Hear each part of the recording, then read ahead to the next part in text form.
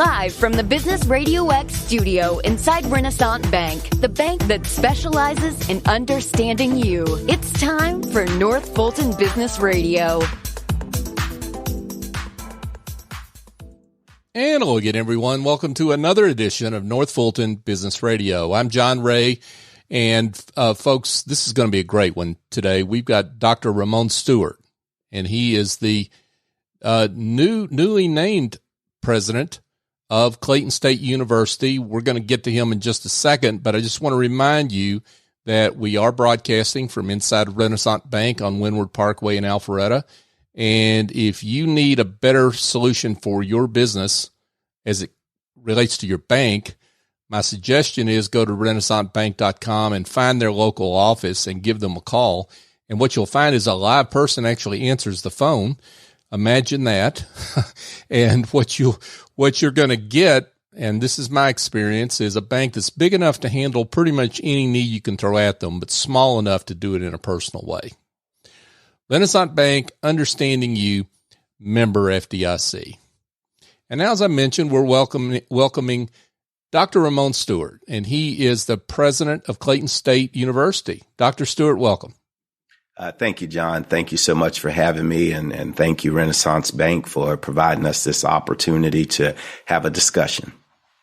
Thank you so much. Now, you have just come in as president of Clayton State. For the 3 or 4 people that don't know Clayton State, let's give them an overview. Talk about how you're serving students and the wider Georgia market out there.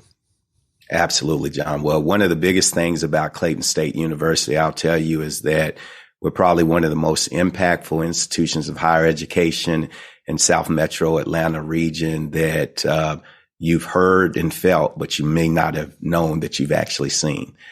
We were founded in 1969, just a mere 52 years ago.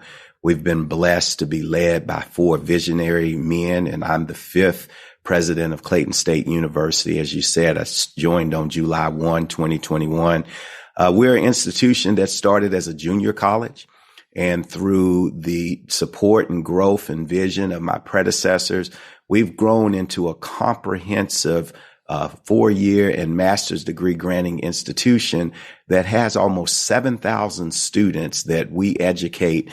We draw a lot of students from Fayette, Clayton, and Henry counties, but we also have a reach throughout the state of Georgia, throughout our nation, and even throughout our world. So I want to get to some of the particulars about the university in a second, but talk about your background and you've got quite a resume.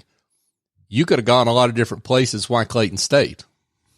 Yeah, well, certainly, John. And one of the biggest things is, and whether it be the AJC article or some different things that have been done to talk about my existence and coming here, you know, I tell people all the time, I'm just a poor little country boy from southern West by God, Virginia.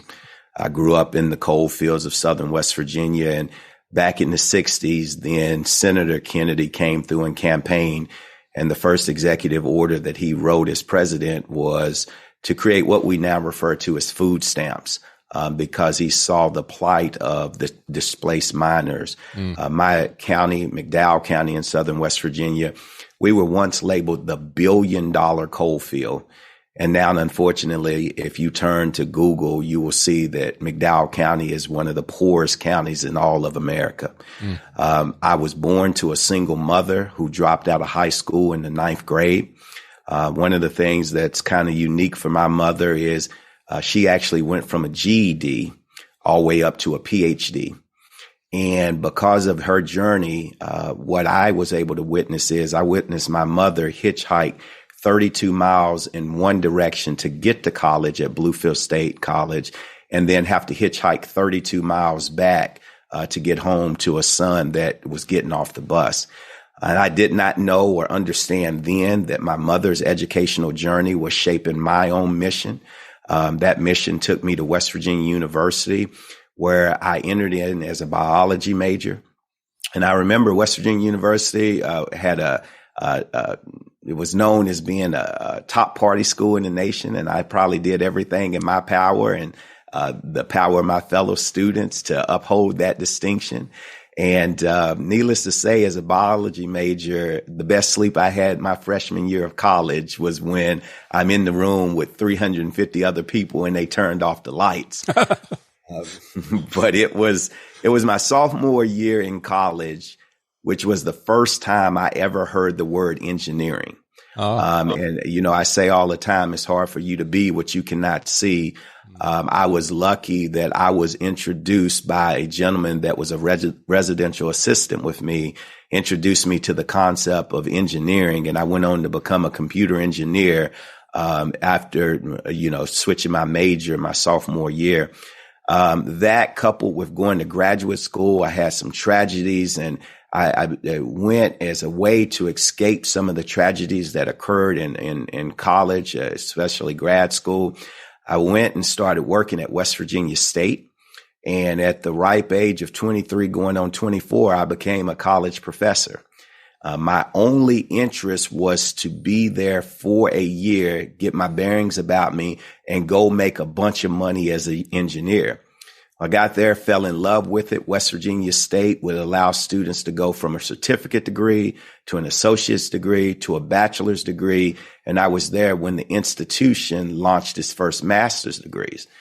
And so when we look at those experiences working as a faculty senate president there, then I went on and continued my education to complete my doctorate. And through those, went into administration. Through administration, I learned, and nobly, I learned a lot at my previous institution, Fort Valley State University, where I served as provost and vice president for academic affairs. Now, and I say all of these things to say, this is why I think I need to be at Clayton State.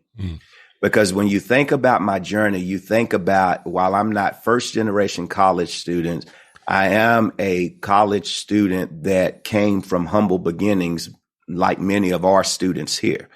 I am that person that understands the transformative impact of higher education because I've watched what it did for my family. Because without that, I could not be here talking with you.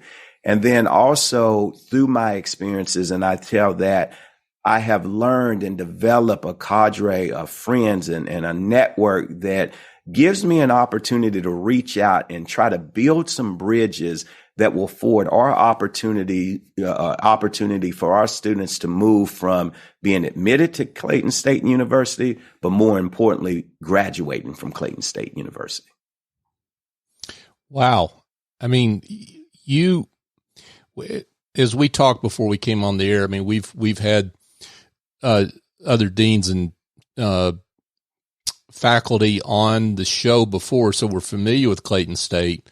What's interesting to me about your background is you're really in your own mother. I mean, you're really looking at some faces that you have in your student body that could be your mom at an earlier age, right? Absolutely. You know, I mentioned I held the inaugural State of the University address for the institution yesterday. And one of the things that I went off script for a moment. And I went off script because one of the things that I saw witnessed or bore witness to is I was walking on campus and I opened the door to my conference room, and outside my conference room is a classroom. And I looked down and I saw a young girl, maybe 6, 7 years old. I looked down and I saw her sitting outside the room coloring on the floor. And that's an odd experience or so. But then I looked up and there was a little white note and it said, "I am fine. My mother is in class right now and I've been instructed not to talk to strangers, but I'm okay. And I know that if I need anything, all I need to do is go into the classroom." And I say that to say that made me think of the sacrifices my mother had to make in order to make sure that not only could she elevate our family through her education, but also take care of me too. And I think when you talk about Clayton State University, I think it's fair to say that we meet students where they are and we help them go to places they never dreamed of going. And that's the power of what we do here. For sure. And part of the mission of Clayton State is to maybe offer flexibility in education for those students that did not exist when your mother came through, right? It was a lot more regimented in how education was delivered. Yeah, we definitely, through our talented faculty and our dedicated staff, we definitely work with people. Mm-hmm. We work with them and we work for them to find meaningful solutions to challenges. And as I say all the time, we try to prevent challenges from becoming problems. And as long as we remain diligent and steadfast in doing that, we provide that opportunity for our students to grow while here, but more importantly, go and do the things that are necessary to be transformative, not only for their life, but the lives of the people they love and take care of. So, Dr. Stuart, I'm curious about you've now been at the university for, as you mentioned, 100 days, roughly. Talk about what you found in your listening sessions that you conducted. I mean, what were some of the things that were confirmed in your mind about the institution, and maybe some surprises that were pleasant for you as you made that journey? Yeah, when I got here, I told the team I know enough about Clayton State University to know that I do not know enough about Clayton State University. And so I embarked on this listening journey. And at the end, John, we had over 700 engagements, both internal and external, where we listen. And through those listening sessions, I learned of basically 7 things. There were 7 themes that emerged. My transition team wrote the report. And with those 7 themes, did I learn anything that I thought was surprising? Simply this, that you, some of the other listeners of your podcast, do not really know who Clayton State University is. And more importantly, probably do not know or understand exactly what we do. And I always I had Dr. Lucille O'Neill here, and many may know her. She's the mother of Dr. Shaquille O'Neal, the NBA Hall of Famer. And when Dr. O'Neill, who lives in Henry County, one of the main areas that we really work with, when she came here, she said, I thought this was a community college, a junior college. When she left from visiting me, tears were in her eyes because she knew of not only were we not a community or junior college, we are a comprehensive regional institution that, again, has a transformative impact on the lives of students, because she was surprised about what we do and, more importantly, who we do it for. Wow. Terrific work. Dr. Ramon Stuart is with us, folks, and he is the president of Clayton State University. So you gave your State of the University address, and I would love to play it for everyone, but we can't do that. So give us the short version of that. I mean, in terms of what you see today and how that translates into where you're going. Yeah, so John, in the State of the University address, and I want to thank my team so much for helping me bring things together, from my transition team to my marketing and communications team. What we wanted to do, because of how young our institution is, only 52 years old, we wanted to make sure we had the notion of building new tradition while resting upon old. And so one of the first things we did is we paused to recognize my 4 predecessors, including my close friend, Dr. Tim Hines, who's president emeritus. He's number 4. I'm number 5. And it's so thankful to spend the time with him. We actually were at the game 5 of the World Series. And I hear I'm bad luck because the Braves didn't bring it home on Halloween. But thankfully, the Braves brought it home, and looking forward to the parade down Peachtree. Absolutely. But what happens is we took time to recognize those individuals, but we also took time, and that represented the past. And I wanted to make sure that we took time to focus on understand the present. when we talk about our talented faculty members who are internationally acclaimed for their research and writings, I wanted to talk about our dedicated staff and how we've partnered with the University System of Georgia and the Georgia Department of Public Health to do a statewide program to address minority health disparities that we knew or learned more about because of this pandemic. Wanted to take time to recognize our talented students, our student athletes. Just in the short period of time I've been here, we've had 2 Division II National Student Athletes of the Week. One of the 2 is actually a female member of our soccer team, or a women's soccer team, and she's the first person in the history of that program to earn that distinction. And then our alumni, and I call them Laker Heroes. One of our top degree programs here is our nursing degree program. They've been on the front line of this pandemic. They've given of their talent. They've given of their time and worked tirelessly and diligently to save lives. And I look at what they've done, and I think about their contributions, where we had a $12 million campaign going on, and we exceeded that campaign and went to $15 million. And right now, because of their support and dedication, we are slated to potentially garner more than $11 million in resources this year because of the work that people are doing. But then the other thing is, I wanted to pause and reflect on what the transition team had mentioned. Mm-hmm. The transition team had listened to, and they had 7 reoccurring themes. And I talked through those 7 themes. And as I talked through those themes, I gave examples of the things that we're doing already to address them. But last but certainly not least, understanding the past, gaining an appreciation of the present, I concluded the State of the University address with some challenges. And I challenge people to subscribe to a vision. First of all, first and foremost, at Clayton State University, we must know that if a student is good enough to be admitted to Clayton State University, then that student is great enough to be a graduate of Clayton State University. We must be unapologetic about who we are, what we do, and who we do it for.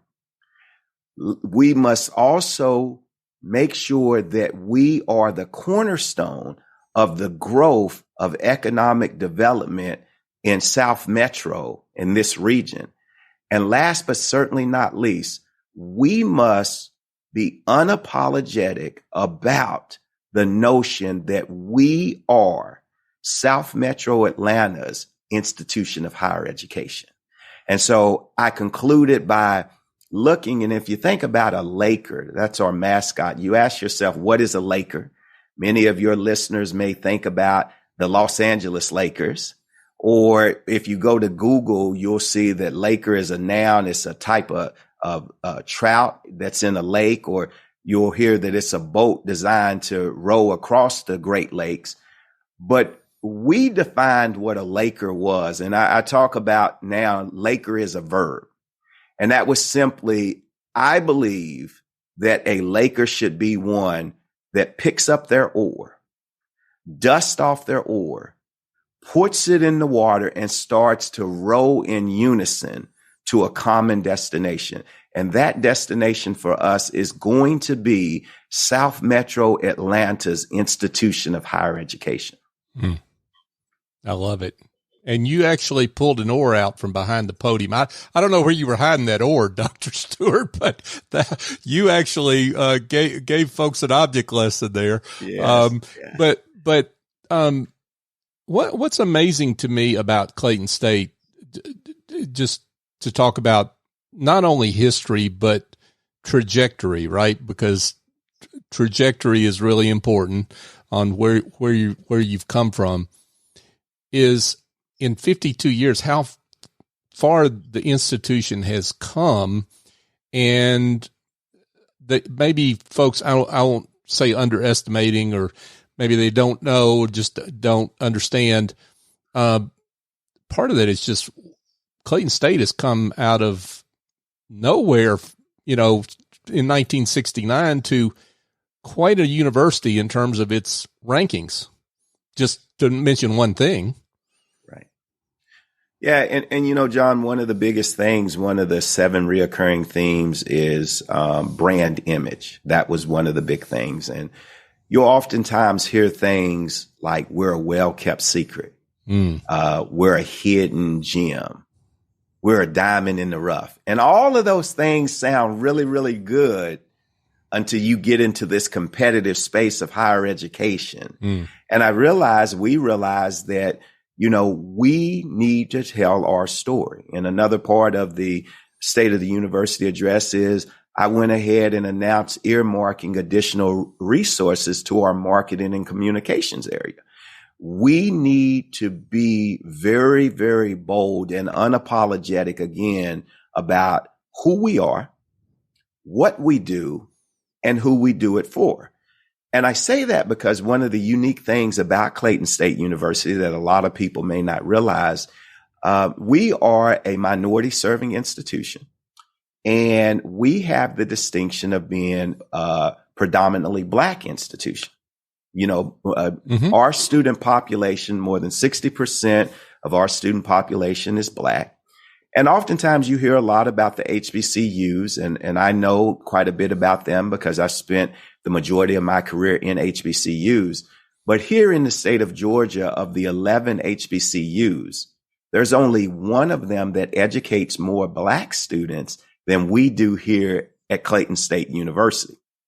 And so when you look at that, we do a lot to change the trajectory of minorities, not only Black students, but our Asian American population, our Hispanic population. So I believe we are the institution that represents the diversity and the inclusion and the equity that our country is going to need to move to the next level as we prepare for life in America post the COVID-19 pandemic. For sure. And I'd like to get again to the students that you serve, because I think in terms of folks that don't know Clayton State, maybe they don't understand that profile of student that you serve. The mom that's sitting in a classroom while her 6-year-old's out in the hallway because she doesn't have childcare. Talk about the special needs that students like that have that Clayton State serves. Yeah.